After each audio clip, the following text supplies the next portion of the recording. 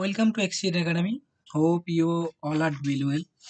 দেখো, আমরা যে ফিজিক্স এবং ম্যাথের বলেছিলাম মক টেস্ট শুরু করবো, আজ থেকে মক টেস্ট শুরু করছি। এবং মক টেস্ট যেটা হবে সেটা তোমাদের দুদিন মক টেস্ট করানো হবে, ঠিক আছে? দুদিন দুদিন মক টেস্ট করানো হবে এবং দুদিন কি কি বার, শুক্রবার এবং শনিবার দুদিন মক টেস্ট করানো হবে। এবং যারা তোমরা টেলিগ্রাম চ্যানেলে অ্যাড হওনি, টেলিগ্রাম চ্যানেলে অ্যাড হয়ে নিও। সেখানে এই যে ক্লাসগুলো করাচ্ছি সেগুলোর পিডিএফ গুলো দিয়ে দেওয়া হয় এবং যে নর্মাল ক্লাস করা হয় সেগুলোর লিঙ্ক অবধি শেয়ার করে দেওয়া হয়। ঠিক। আর টেলিগ্রাম চ্যানেলটা নাম তোমার এই যে গিয়ে মারবে, এই যে এক্সিজেন একাডেমি, এবার সার্চ মারবে, পেয়ে যাবে। ঠিক আছে, এক্সিজেন একাডেমি সার্চ মারবে, সেখানে গিয়ে তোমরা চ্যানেলটার নাম পেয়ে যাবে। ওখানে গিয়ে অ্যাড হয়ে নিও। তোমাদেরকে যে হোমওয়ার্ক রয়েছে বা এই যে মক টেস্টটা করাচ্ছি সেটার পিডিএফ গুলো সেখানে পেয়ে যাবে।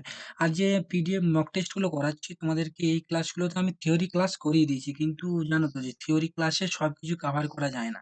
তুমি যতক্ষণ না প্র্যাকটিস করবে বা মক টেস্ট মারবে বা যতক্ষণ না কোশ্চেন তুমি করছো, ততক্ষণ অবধি কি হবে, তোমার জিনিসটা বেশি জিনিসটা যেটা সেটা শিখতে পারবে না। ধরো তুমি কোশ্চেনটা উপরে উপরে থিওরিটা পড়ে গেলে, কিন্তু যখন কোশ্চেন যখন করতে যাবে তখন অনেক জায়গাতে আটকায়, সেই জন্য বেশি প্র্যাকটিস দরকার। দেখো, ফার্স্ট যে কোশ্চেনটা, এটা ফিজিক্স এর মক টেস্ট শুরু করছি। ফার্স্ট কোশ্চেনটা তোমার বলছে যে the diameter of an atom is about the diameter of an atom, অর্থাৎ একটা অ্যাটম, একটা পরমাণুর যে ডায়ামিটারটা পরিধিটা কত, সেটা কিভাবে হয়, 10 × 10⁻⁹ 10⁻−10 মিটার, এইটা হয়। ঠিক আছে, বুঝতে পেরেছো?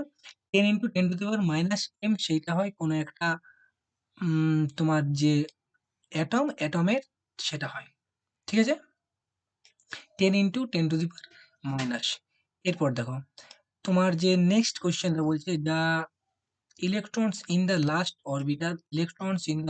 orbit of an atom are called electrons in the last orbit of an atom, অর্থাৎ একটা অ্যাটমের শেষ যে তোমার অরবিটটা, শেষ অরবিট যাটাকে বলা হয় তার ভ্যালেন্স ইলেকট্রন, যেটাকে বলে মানে শেষ অরবিটটা, সেটাতে তোমার ইলেকট্রনটাকে কি বলা হয়? দেখো, লাস্ট যে তোমার থাকে, লাস্ট যে অ্যাটমের যে লাস্ট কক্ষপথে কি হয়, সেখানে যে তোমার নিউক্লিয়াসের যে শক্তিটা, যে শক্তিটা টেনে ধরে থাকে, সেটা সেখানে গিয়ে কম হয়ে যায়। কেন? কারণ যত নিউক্লিয়াসের পাশে যত বেশি তোমার ইয়েগুলো থাকে, ইলেকট্রন গুলো থাকে, সেগুলোকে বেশিভাবে শক্তি করে মানে টেনে রাখতে পারে। কিন্তু যত দূরে চলে যায় তার শক্তিটা কমে যায় নিউক্লিয়াসের, অর্থাৎ দূরে যখন যায় তখন সে শক্তিটা কমে যায়। ওই জন্য ওই যে শেষের কক্ষপথের যে ইলেকট্রন গুলো, সেগুলো কিন্তু তোমার কি করে, ভ্যালেন্স ইলেকট্রন বলে। শেষের কক্ষপথে যে ইলেকট্রন সেগুলোকে বলে ভ্যালেন্স ইলেকট্রন। এবং এই ভ্যালেন্স ইলেকট্রন যেটা, সেই ভ্যালেন্স ইলেকট্রনই কি করে, ভ্যালেন্স ইলেকট্রনই তোমার যে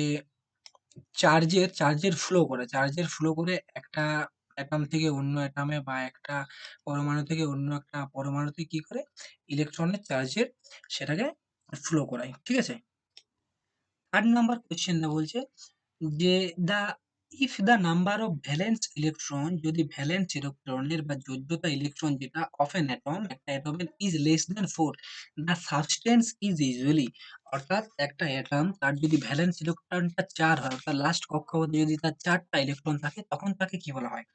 দেখো, 4টা কক্ষপথে যখন থাকে, 4টা থাকে, লেস দেন 4 অর্থাৎ 4-এর থেকে যখন কম থাকে তখন বলা হয় সেটাকে কন্ডাক্টর।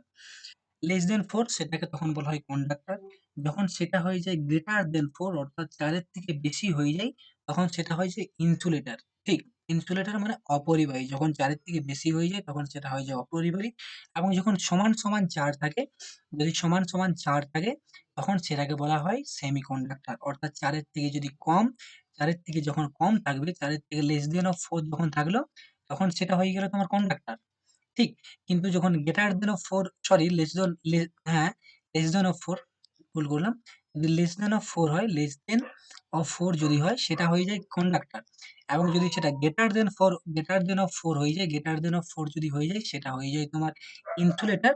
এবং যদি সমান সমান হয়ে যায়, তখন সেটা হয়ে যায় সেমিকন্ডাক্টর। ঠিক। দেখো, নেক্সট কোয়েশ্চেনটা কি বলছে, 1 coulomb of charge is equal to 1 coulomb charge, যেটা 1 কুলম্ব চার্জটা কত ইলেকট্রনের সঙ্গে সমান হয়? এই ধরনের কোয়েশ্চেন আসার প্রবাবিলিটিটা খুব বেশি। এই ধরনের কোয়েশ্চেন গুলো তোমার নর্মাল মুখস্থ করার অঙ্ক। 1 কুলম্ব ইলেকট্রন চার্জ যেটা, সেটা হয় 6.625 ইন্টু 10⁻16, 625 এবং 10⁻16 ইলেকট্রন। একটা যে 1 কুলম্ব চার্জের মধ্যে এতগুলো ইলেকট্রন থাকে। ঠিক আছে? এটাকে বলা হয় একটা কুলম্ব চার্জে এত সংখ্যক ইলেকট্রন থাকে। নেক্সট কোয়েশ্চেন কি বলছে? বলছে the electric current is due to the flow of, অর্থাৎ কোন একটা কন্ডাক্টরের মধ্যে যদি কারেন্টের ফ্লো হয়, কারেন্টের যেটা ফ্লো হয় সেটা কি জন্য কারেন্টের ফ্লোটা হয়? সেটা পজিটিভ আয়নের ফ্লোর জন্য হয়, নাকি নেগেটিভ আয়নের ফ্লোর জন্য হয়, নাকি বোথ পজিটিভ এবং নেগেটিভ আয়ন দুটোর জন্যই হয়, নাকি নিউট্রাল নরমালি হয়ে যায়? তো মনে রাখবে একটা ইলেকট্রিক কারেন্ট কন্ডাক্টরের মধ্যে দিয়ে যখন ইলেকট্রিক কারেন্ট বয় তখন সেটার ক্ষেত্রে কিন্তু বোথ পজিটিভ আর নেগেটিভ দুটো কিন্তুই আয়নের প্রবাহের ফলেই কারেন্টের ফ্লো করে। শুধুমাত্র পজিটিভ বা শুধুমাত্র নেগেটিভ এই ধরনের প্রবাহের ফলে হয় না। বোথ পজিটিভ এবং নেগেটিভ দুটোই যখন ফ্লো হয় তখন সেটাতে কারেন্টের ফ্লো হয়। ঠিক আছে? নেক্সট কোয়েশ্চেন দেখো, EMF of A circuit. EMF অর্থাৎ ইলেক্ট্রোম্যাগনেটিক ফোর্স। ইলেক্ট্রোম্যাগনেটিক ফোর্স একটা সার্কিটে ইলেক্ট্রোম্যাগনেটিক ফোর্স যেটা, সেটা কি বলছে? ইনক্রিজেস সার্কিট রেজিস্ট্যান্স, সার্কিটের রেজিস্ট্যান্সটা যেটা সেটাকে বাড়িয়ে দেয়। ডিক্রিজেস সার্কিট রেজিস্ট্যান্স, সার্কিট রেজিস্ট্যান্সটা কমায়, নাকি মেইনটেইনস পটেনশিয়াল ডিফারেন্স, পটেনশিয়াল ডিফারেন্সটাকে মেইনটেইন করে, নাকি এগুলোর মধ্যে কিছু না। তোমরা জানো ইএমএফটা যেটা সেটাকে আবার এক হিসাবে বলে ভি হিসাবেও ধরা হয়। ভি অর্থাৎ পটেনশিয়াল ডিফারেন্স যেটা ভোল্টেজ, সেই হিসাবেও ধরা হয় সেটা তোমরা জানো। ঠিক আছে? সেই জন্য ইএমএফ একটা সার্কিট সেটা কি করে পটেনশিয়াল ডিফারেন্স একটা যে সার্কিটের পটেনশিয়াল ডিফারেন্সটাকে সেটাকেও মেইনটেইন করে। নেক্সট কোয়েশ্চেন ৭ নাম্বার কোয়েশ্চেন কি বলছে দেখো, ৭ নাম্বার কোয়েশ্চেন কি বলছে? ৭ নাম্বার কোয়েশ্চেন হচ্ছে the electric current in a metallic conductor is due to the flow of. একটা মেটালিক কন্ডাক্টর অর্থাৎ কন্ডাক্টরটা যেটা মেটাল দিয়ে তৈরি বা ধাতু দিয়ে তৈরি, সেই মেটাল কন্ডাক্টরে যে ইলেকট্রিক কারেন্টের ফ্লো হয় সেটা কিসের জন্য হয়? শুধুমাত্র ইলেকট্রনের ফ্লোর জন্য, নাকি পজিটিভ আয়নের ফ্লোর জন্য, নাকি নেগেটিভ আয়নের ফ্লোর জন্য, নাকি ওটাতে নরমালি ইলেকট্রনের ফ্লো হয়? ইলেকট্রিক কারেন্ট মেটালিক কন্ডাক্টরে ফ্লো হয় সেটা ইলেকট্রনের ফ্লোর জন্য। ঠিক আছে? কিন্তু একটু আগেই তোমরা কি করলে? একটু আগেই করলে যে কারেন্টের ফ্লো হয় পজিটিভ এবং নেগেটিভ আয়ন দুটোর ক্ষেত্রেই, পজিটিভ এবং নেগেটিভ আয়ন দুটোই ফ্লো হতে হবে। কিন্তু মেটালিক কন্ডাক্টরের ক্ষেত্রে ইলেকট্রিক কারেন্টের ফ্লো যেটা, সেটা হয় ইলেকট্রনসের শুধুমাত্র ফ্লোর জন্য। পরের কোয়েশ্চেনটা বলছে potential difference has the unit of, অর্থাৎ পোটেনশিয়াল যে ডিফারেন্স সেটার ইউনিটটা কার সাথে সমান সেই হিসাবটা বলছে। চার্জের সাথে তো হয় না, চার্জের ইউনিট কি হয়? চার্জের ইউনিট হয় কুলম্ব। দিয়ে নেক্সট বলছে এনার্জির ইউনিট কি হয়? জুল। পোটেনশিয়াল ডিফারেন্সের ইউনিট কি জুল হয়? না, জুল হয় না। নেক্সট 3rd নাম্বার অপশন যেটা বলছে সেটা বলছে পাওয়ার। পাওয়ারের ক্ষেত্রে কি হয়? ওয়াট। পাওয়ারের ক্ষেত্রে আমরা ওয়াট জানি, এবং পোটেনশিয়াল ডিফারেন্স যেটা, পোটেনশিয়াল ডিফারেন্স সেটা হয় তোমার কি বলে সেটাকে ভি বলা হয়। ভি সমান কি বলা হয়? ভি সমান বলা হয় ডব্লিউ/কিউ। ডব্লিউ/কিউ এভাবেও লেখা হয় সেটাকে। ভি সমান ডব্লিউ/কিউ এভাবেও লেখা যায়, এবং পটেনশিয়াল ডিফারেন্স যেটা সেটা সেম যে ইউনিটটা সেটা থাকে, পাওয়ারের যেটা ইউনিট সেটাই ওর মানে ইউনিট থাকে, এবং সেটাকে ডিনোট করা হয় ভি সমান ডব্লিউ/কিউ। ডব্লিউ সমান হয়ে যায় এখানে জুল, ডব্লিউ অর্থাৎ ওয়ার্কের ইউনিট হয়ে যায় জুল, এবং কিউ অর্থাৎ কুলম্ব। কুলম্ব অর্থাৎ চার্জের ইউনিট হয়ে যায় কুলম্ব। ঠিক আছে? নেক্সট কোয়েশ্চেন কি বলছে দেখো, যে the electric current in a liquid is due to the flow of. Electric current একটা লিকুইডের ক্ষেত্রে ইলেকট্রিক কারেন্ট যেটা ফ্লো হয় সেটা কিসের জন্য হয়? ইলেকট্রনের ফ্লোর জন্য, নাকি পজিটিভ আয়নের ফ্লোর জন্য, নাকি নেগেটিভ আয়নের ফ্লোর জন্য, নাকি বোথ পজিটিভ এবং নেগেটিভ আয়ন দুটোরই ফ্লোর জন্য? এক্ষেত্রেও মনে রাখবে যে লিকুইডের ক্ষেত্রে যখন ফ্লো হয়, লিকুইডের ক্ষেত্রেও কিন্তু বোথ পজিটিভ এবং নেগেটিভ আয়ন দুটোই কিন্তু প্রয়োজন হয় কারেন্টের ফ্লোর জন্য। মেটালিক কন্ডাক্টরে যেমন শুধুমাত্র তোমার ইলেকট্রনের প্রয়োজন হয়, কিন্তু যে লিকুইডের ক্ষেত্রে ইলেকট্রিক কারেন্টের ফ্লোর ক্ষেত্রে বোথ পজিটিভ এবং নেগেটিভ আয়ন, এবং ইলেকট্রিক কারেন্টের ফ্লোর জন্য বললাম কন্ডাক্টরের মধ্যে দিয়ে পজিটিভ এবং নেগেটিভ আয়ন দুটোরই ফ্লোর ফলেই কারেন্টের প্রবাহটা হয়। নেক্সট কোয়েশ্চেন কি বলছে দেখো, বলছে electric current is a scalar রাশি, ভেক্টর রাশি, নাম্বারস অনলি অর নান। অর্থাৎ ইলেকট্রিক কারেন্ট যেটা, কারেন্ট সেটা স্কেলার রাশি, নাকি ভেক্টর রাশি, নাকি নাম্বার শুধুমাত্র একটা নাম্বার, নাকি নান। দেখো ইলেকট্রিক কারেন্ট যেটা, ইলেকট্রিক কারেন্টের কোনো তোমার দিক নেই, নির্দিষ্ট একটা দিক নেই। কোন দিকে প্রবাহ হয় সেটার কি নির্দিষ্ট দিক আছে? নির্দিষ্ট দিক নেই, সেই জন্য সেটা হয় একটা স্কেলার রাশি। ইলেকট্রিক কারেন্ট একটা স্কেলার রাশি, ঠিক? কারণ ওর কোনো নির্দিষ্ট দিক নেই। আমরা জানি যার দিক এবং অভিমুখ দুটোই থাকে তাদেরকে বলা হয় ভেক্টর রাশি, কিন্তু ইলেকট্রিক কারেন্টের কোনো দিক যায় না। ওটা চারদিকেই কারেন্টের ফ্লো হয়। নির্দিষ্ট একটা বরাবর কারেন্ট ফ্লো হয় না। কারণ একদিকে যদি কারেন্টের ফ্লো হতো তাহলে তোমার হয়তো বাল্ব জ্বলতো, টিভি চলত না। বা বাল্ব জ্বলতো, ফ্যান চলত না, ফ্যান চলতো, টিভি চলত না। চারদিকে প্রবাহটা হয় বলেই সেটাতে তোমার ইলেকট্রিক কারেন্টের চারদিকে জিনিসগুলো জ্বলে। সেজন্য ইলেকট্রিক কারেন্ট যেটা সেটা একটা স্কেলার রাশি। ঠিক?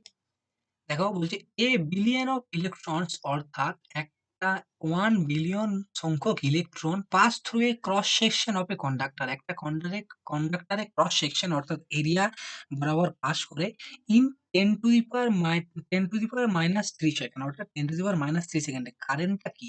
এই কোয়েশ্চেনটা তোমাদের যখন করিয়েছিলাম তখন আমি নরমাল ক্লাস করার সময়ও করিয়েছিলাম, কিন্তু কোয়েশ্চেনটা খুব ইম্পোর্টেন্ট কোয়েশ্চেন, সেইজন্য আমি আরেকবার কোয়েশ্চেনটা নিয়ে এলাম। তোমরা দেখো এখানে কি বলছে 1 বিলিয়ন অফ ইলেকট্রনস অর্থাৎ n যে n এর সংখ্যা কত 1 বিলিয়ন। 1 বিলিয়ন। ঠিক আছে? 1 বিলিয়ন। এরপর দেখো ওখানে টাইম কত বলছে? t সমান বলছে 10 to the power 10 to the পাওয়ার -3। ঠিক আছে? আমার তো পেন ট্যাবলেট নেই সেজন্য লিখতে অসুবিধা হচ্ছে। নরমাল আমি মাউসের থ্রু লিখছি তোমাদের শুধুমাত্র বোঝানোর জন্য। ঠিক তোমরা যেহেতু মক টেস্ট করলে আমি কোয়েশ্চেন গুলো এগুলো নিচ্ছি ওই কারণেই নিচ্ছি, কারণ যেহেতু আমার পেন ট্যাবলেট নেই সেজন্য লেখাতে একটু অসুবিধা হচ্ছে। তোমরা সামান্য অ্যাডজাস্ট করে নিও। ঠিক? 1 বিলিয়ন n সমান 1 বিলিয়ন সংখ্যক এবং t সমান 10 টু দি পাওয়ার -3 সেকেন্ড। এরপর আমরা জানি কি যে q সমান কি হয়? q সমান হয় it।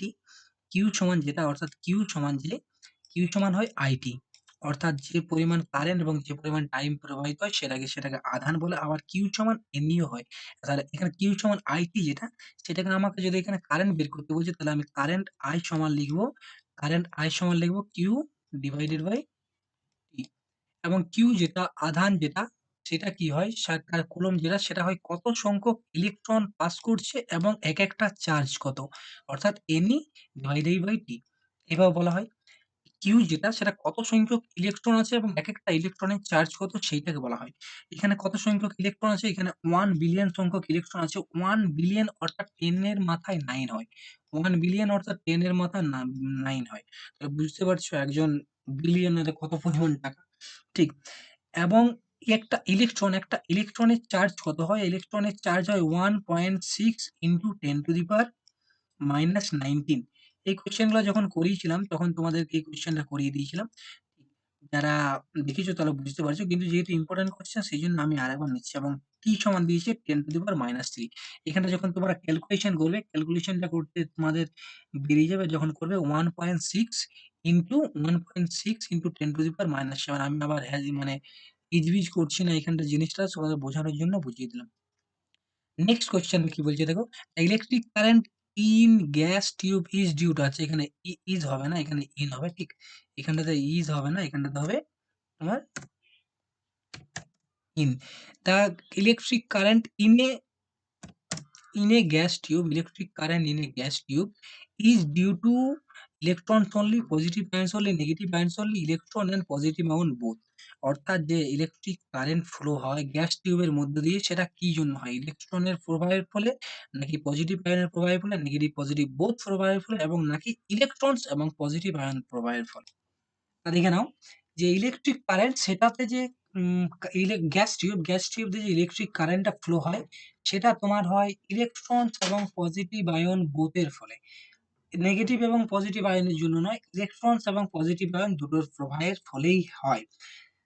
নেক্সট কোয়েশ্চেন কি বলছে? স্পেসিফিক রেজিস্ট্যান্স অর্থাৎ আপেক্ষিক যে রোধ, স্পেসিফিক রেজিস্ট্যান্স আপেক্ষিক যে রোধ সেটা কি বলছে? Of a wire depends upon its length, its cross section area, its dimension, its material. অর্থাৎ একটা যে ওয়্যার বা একটা তার যে স্পেসিফিক রেজিস্ট্যান্স বা আপেক্ষিক যে রোধটা সেটা কিসের উপর ডিপেন্ড করে? ওর লেন্থের উপর ডিপেন্ড করে, নাকি ক্রস সেকশনের উপরে, নাকি ইটস ডাইমেনশনের উপরে, দিকের উপরে, নাকি ইটস ম্যাটেরিয়ালের উপরে ডিপেন্ড করে? এক্ষেত্রে মনে রেখো যে স্পেসিফিক রেজিস্ট্যান্স অর্থাৎ আপেক্ষিক যে রোধ সেটা কিন্তু তার মেটেরিয়াল অর্থাৎ কি মেটেরিয়াল দিয়ে তৈরি সেটা ডিপেন্ড করে। যে কি মেটেরিয়াল দিয়ে সেটা ওয়্যারটা তৈরি সেটার উপর ডিপেন্ড করে ওর স্পেসিফিক রেজিস্ট্যান্সটা। Specific resistance length, cross section বা তার ডাইমেনশন এর উপরে নির্ভর করে না। তোমরা জানো যে R সমান হয় rho into L by A। এই যে R যেটা সেটাকে কি বলা হয়? এটাকে বলা হয় আপেক্ষিক রোধ বলা হয়। ঠিক? Resistance of A straight conductor, একটা দেখো এখানে কি বলছে, resistance of A straight conductor, একটা স্ট্রেট কন্ডাক্টর অর্থাৎ একটা সোজা কন্ডাক্টর সোজা রয়েছে, তার যে রেজিস্ট্যান্সটা সেটা ইজ ইন্ডিপেন্ডেন্ট অফ, এটা কিন্তু তোমাকে বলছে না যে ডিপেন্ডেন্ট অফ, এখানে বলছে ইন্ডিপেন্ডেন্ট অফ, অর্থাৎ আর উপর ডিপেন্ড করে না। একটা কন্ডাক্টরের যে রেজিস্ট্যান্স সেটা তার শেপের উপর ডিপেন্ড করে না। কি শেপ সেটার উপর ডিপেন্ড করে না।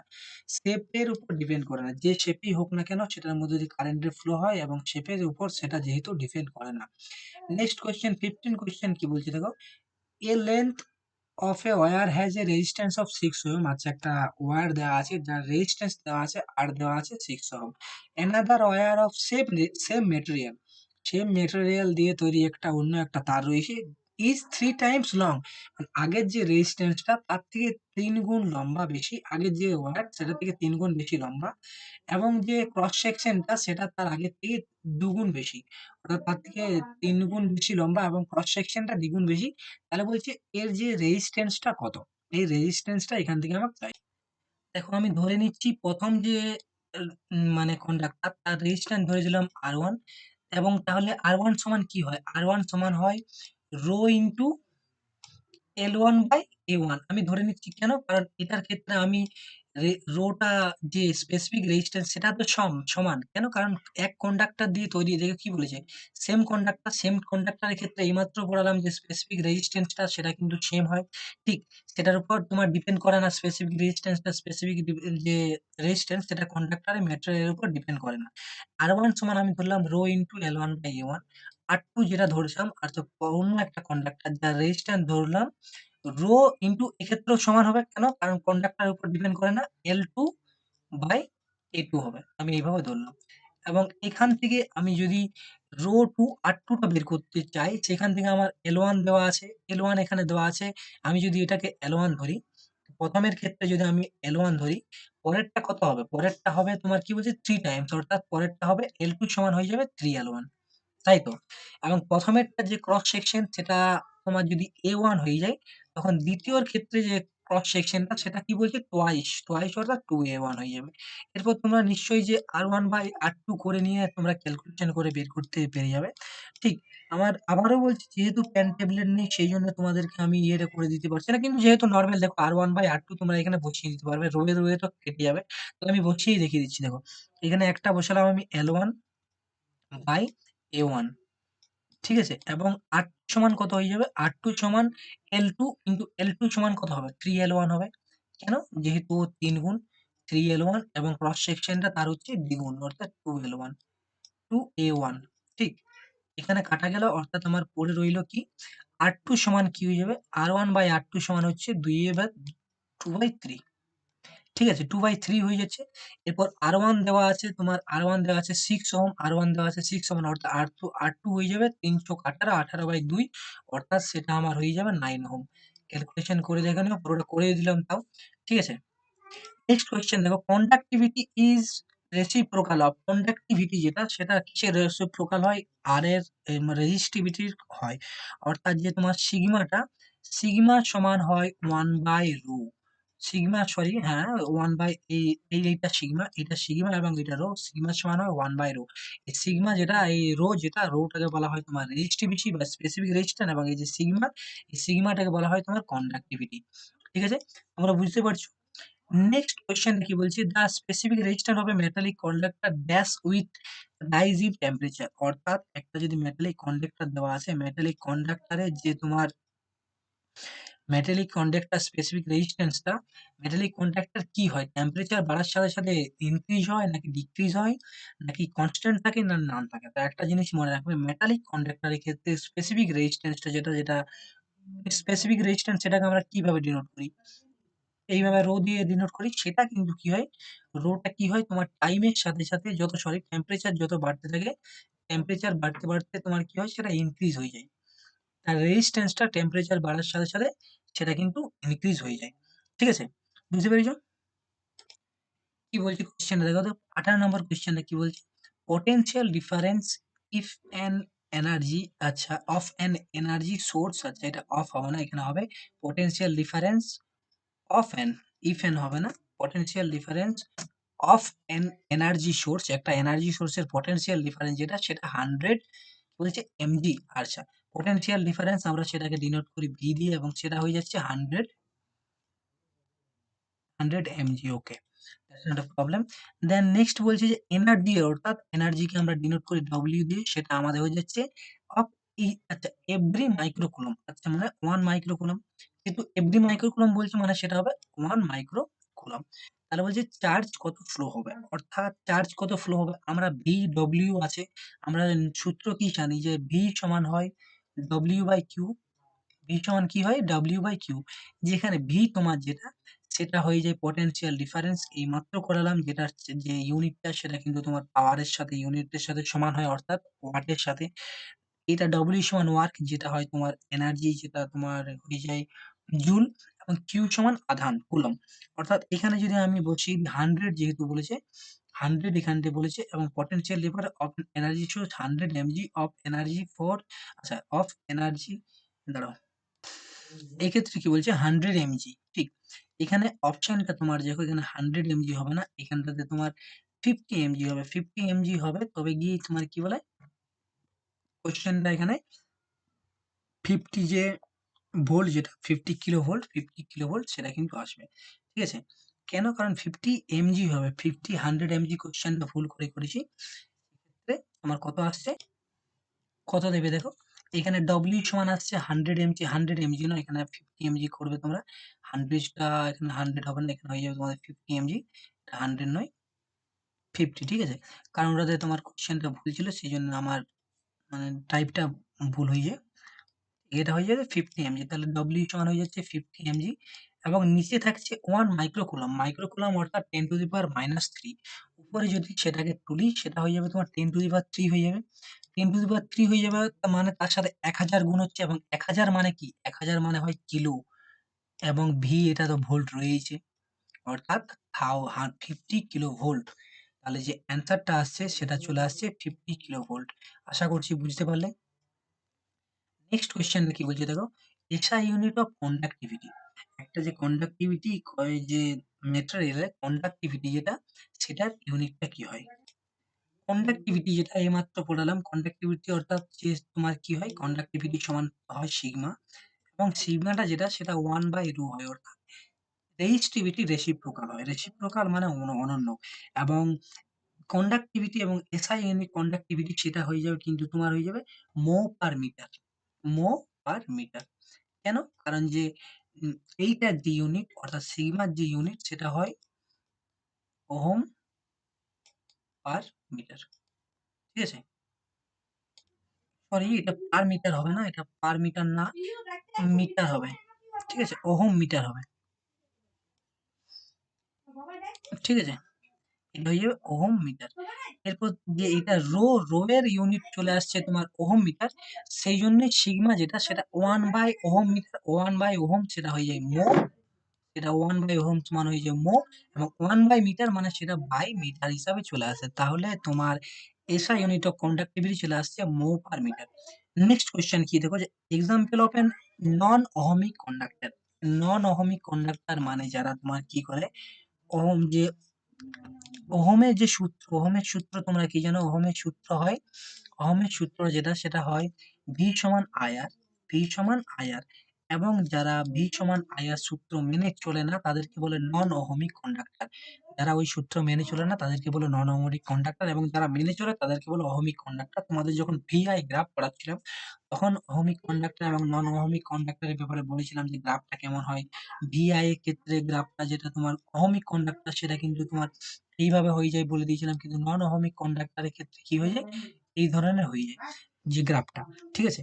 অর্থাৎ নন ওহমিক কন্ডাক্টর যেটা সেটা, নন ওহমিক কন্ডাক্টরের যেটা একটা এক্সাম্পল সেটা হয়ে যাবে carbon. Carbon resistance, carbon resistance হয়ে যাবে একটা নন ওহমিক কন্ডাক্টর। এখানে বানানটা CARBON, কোশ্চেন এখানে বানানটা ভুল হয়েছে। ঠিক আছে? এখানে তোমরা আপডেটেড পেয়ে যাবে, সব পিডিএফটা যেটা পাবে সেটাতে কোনো রকম ভুল থাকবে না। ঠিক আছে? যে এটাতে কোয়েশ্চেনের ক্ষেত্রে তোমাদের যেমন ভুল আছে এখন, এটাতে যখন তোমরা পাবে সেটাতে তখন কোনো রকম ভুল থাকবে না। ঠিক আছে? এই হলো আজকে তোমাদের 20 টা কোয়েশ্চেন, এই তোমাদেরকে 20 টা কোয়েশ্চেন করিয়ে দিলাম। ফার্স্ট মক টেস্ট রইলো। শুক্রবার এবং শনিবার প্রতিদিন তোমাদের মক টেস্ট করানো হবে। প্রতিদিন তোমাদেরকে মক টেস্ট করিয়ে দেওয়া হবে। ঠিক আছে? এবং বাকি দিন ক্লাস হয় এবং যারা চ্যানেলে এড হওনি টেলিগ্রাম চ্যানেলে তারা এড হয়ে যাও, যে এই যে টেলিগ্রাম চ্যানেলে তোমার এগুলোর যে পিডিএফ ফর্মটা, সেই পিডিএফ ফর্মটা পেয়ে যাবে। কারণ পিডিএফ এর চাহিদা তোমাদের সবারই বেশি থাকে। এক্সিজেন একাডেমি এরপর সার্চ মারবে। ঠিক এক্সিজেন একাডেমি সার্চ মারবে। সরি, ঠিক আছে? ওকে দেন থ্যাংক ইউ।